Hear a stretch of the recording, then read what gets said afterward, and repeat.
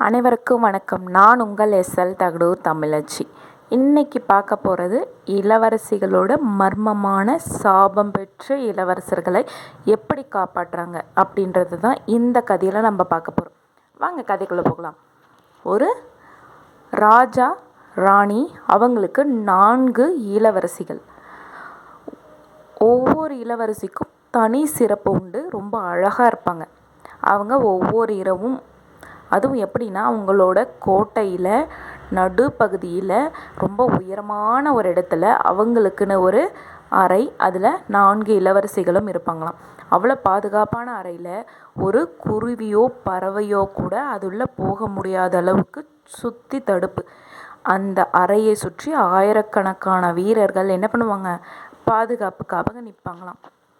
அப்படி இருக்கும்போது அவங்க அவ்வளோ பாதுகாப்பாக இருக்க வைக்க அந்த அரசர் ஒரு முறை அவங்களோட அறைக்கு போகும் பொழுது, அவங்களோட அறையில் வைக்கப்பட்ட, அதாவது தங்க கிண்ணத்தில் வைக்கப்பட்ட வாசனை திரவியங்கள் எல்லாமே தீர்ந்து வெறும் தண்ணீர் மட்டும் அதில் இருந்தது.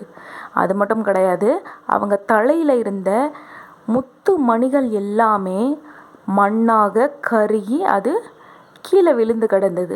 இதையெல்லாம் பார்த்த அரசருக்கு, இவ்வளோ உயரமான அறைக்குள்ளே என்ன நடந்திருக்கும், யார் வந்திருப்பா, 1000 வீரர்களை கடந்து இந்த அறைக்குள்ளே வர்றதுக்கு அவ்வளோ தைரியமான ஆண்மகன் யாராவது இருக்கானா, இல்லை என்ன தான் மர்மம் நடக்குது அப்படின்னு சொல்லிட்டு அரசருக்கு ஒரே ஆலோசனை.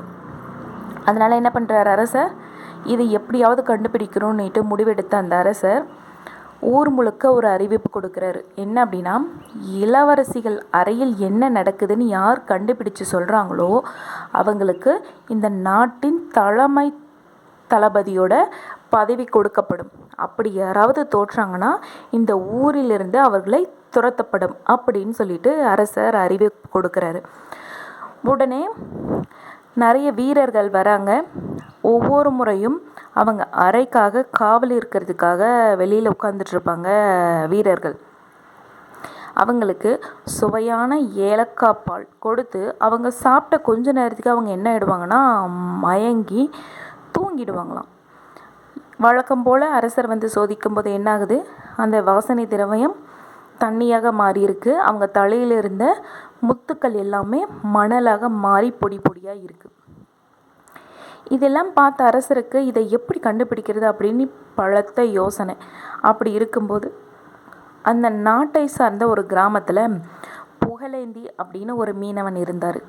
அவர் எப்படின்னா, சூறாக்குடியே சண்டை போடும் அளவுக்கு தைரியம், மிக கூர்மையான பார்வை, இப்படி இருக்கிறதுனால அவன் ரொம்ப தைரியசாலியான ஒரு வீரனாக இருந்ததுனால இந்த போட்டியில் கலந்துக்கிட்டா என்ன அப்படின்னு யோசிக்கிறான்.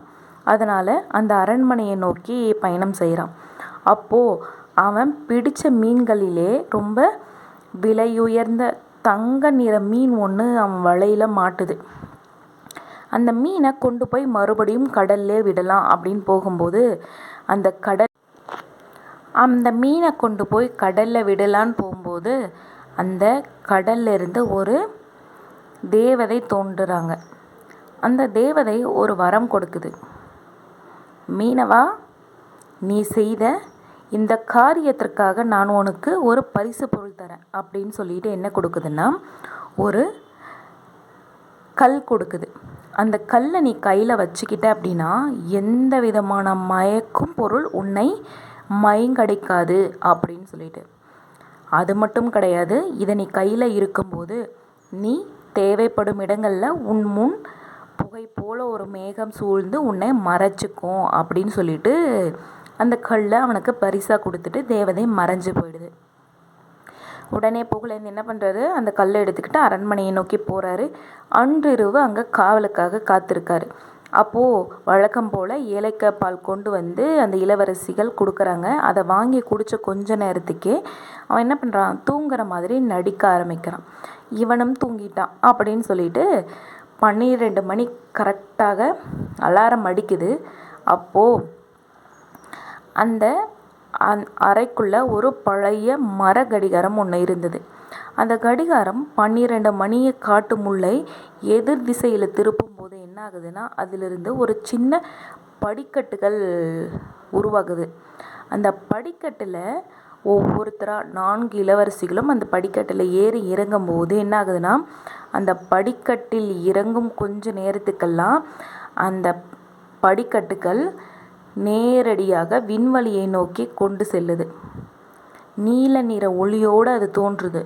இதை பார்த்த புகழேந்தி அவர்கள் பின்னாடியே அவர்களுக்கு தெரியாமல் அந்த கல்லை கையில் வச்சுருந்ததுனால என்ன ஆகுது, அவனுக்கு மேகமூட்டம் அவனை மறைச்சிக்குது.